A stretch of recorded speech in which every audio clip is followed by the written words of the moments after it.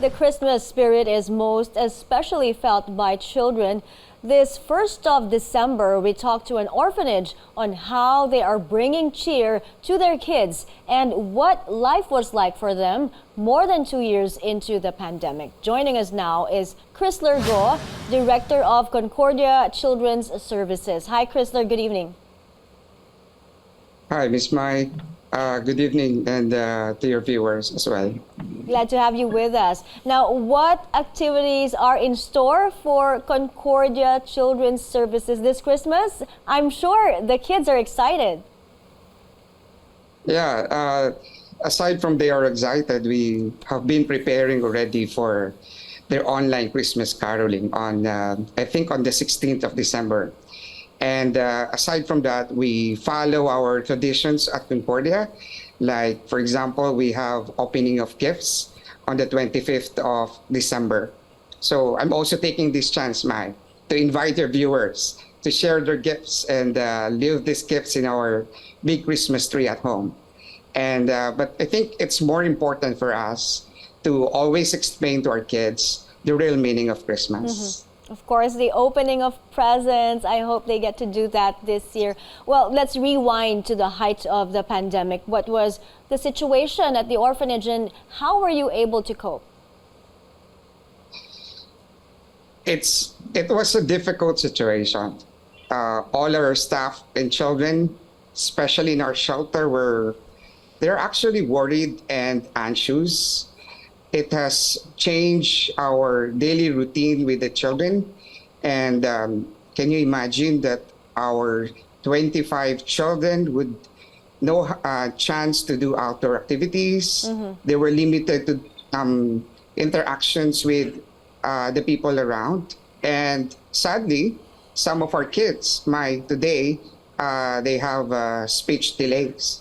But as response to the situation, as a child caring agency, we provided a lot of psychosocial support to our kids.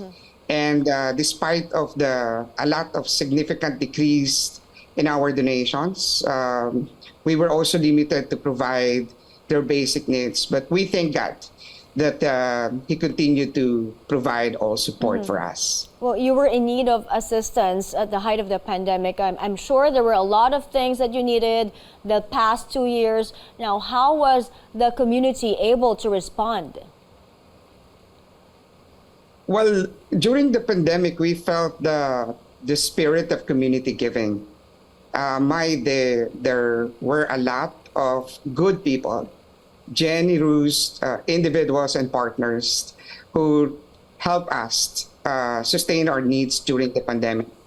And Concordia would always spend a lot on fundraising, and we strengthened also our donor communication. So we want also our existing donors to know our situation and how we can partner to achieve better.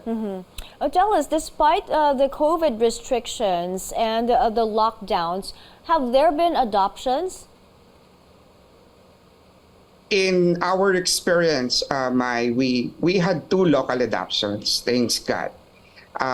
There were a lot of challenges and delays in the adoptions, but at least 2 of our toddlers are now living with their adoptive families in the Philippines. Okay, let's talk about how the lockdowns affected the mental health of the kids, right? You were talking about speech delays for some of the kids. Now, how are you able to take care of their mental health? Just to inform you, Mai, and of course all of your viewers, Concordia Children's Services are providing support to 2 groups of children. The orphaned and abandoned children and the children in the community, the urban poor children and youth.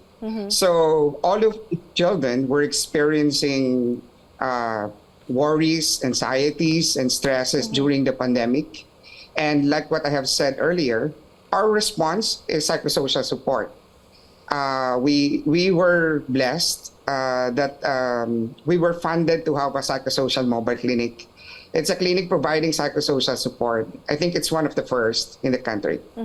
Well, you're also providing educational assistance to children from poor families, as you mentioned. And how were you able to attend to their educational needs back when there were no in-person classes yet? Did they have enough tools, such as gadgets and modules? From our experience at Concordia, it was also difficult. Most families don't have gadgets and don't have money to buy for their load on their mobile. So what we did, one is we capacitated the parents to support the learning of their children.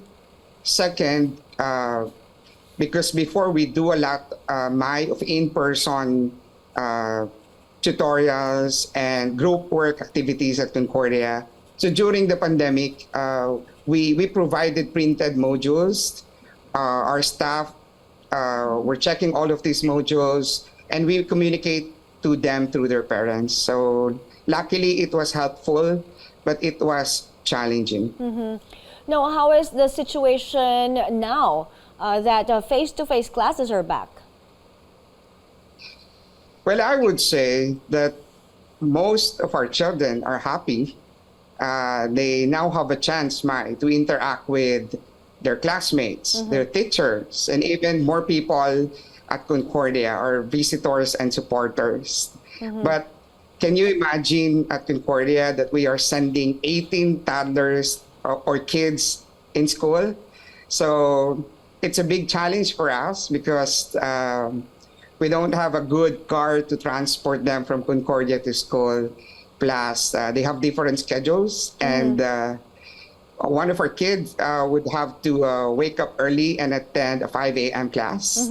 So these are, you know what, these are challenges, but we we see the good side of having our kids the opportunity to interact with more people. Imagine 18 toddlers. Wow, and that is the age that they just want to run around and play, right? Exactly, yeah. Tell us, what are some of the things that the kids want this Christmas? Tell us so that the donors, the angels out there would know. Our kids deserve to have Christmas gifts, and for Concordia, for us it means delivering hope to children, and for us it's like every child who will be receiving a Christmas gift is like a gift of their dream. So again, I'm taking this chance, man, to invite all of your viewers, thousands of viewers, that maybe they can spend time to drop by to Concordia, share their gift, and because this is, again, the gift of love for our children. Yes, we are all hoping that the kids will have a wonderful Christmas. Thank you for joining us this evening. Chrisler, Director of Concordia Children's Services.